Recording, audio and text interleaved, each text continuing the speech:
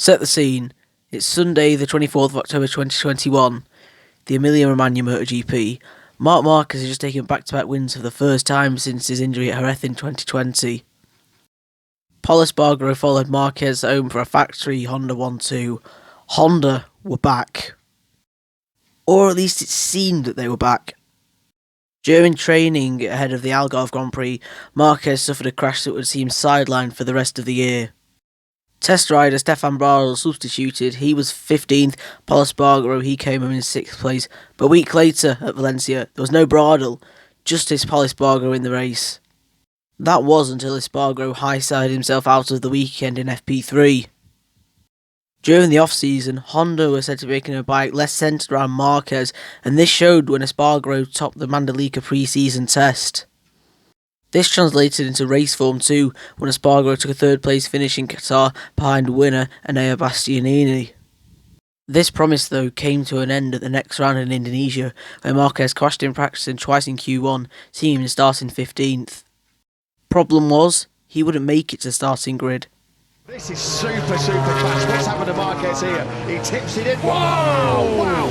Oh, dearie me! Unbelievable! That monster high side left him concussed and sidelined for the Argentina round. Marquez made his return to the action in America, where he dazzled to 6th place after start line issues that dropped him to the back. This form would continue with top 10s in Portugal, Spain and France before MotoGP headed to one of the most iconic venues, Mugello. It was there that it was announced that Marquez would require further surgery on the arm that he broke at Jerez, leaving Honda yet again without their star rider. Bradl returned for the Catalan Grand Prix, but he'd be in a more testing rather than racing role, meaning the racing would have to come from satellite LCR riders Alex Marquez and Takaki Nakagami.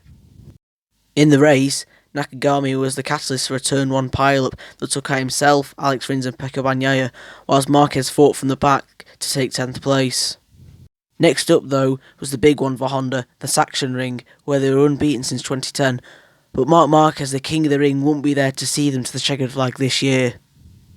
Honda endured a disastrous weekend, failing to score a constructors' point for the first time since 1982.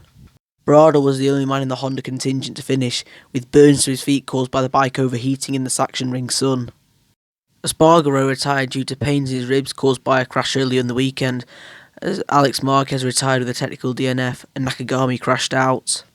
This led Stefan Bradl, one of the most loyal men to Honda, to say, "It's a shame that a company like Honda can't build a fairing that can cool the rider and the bike."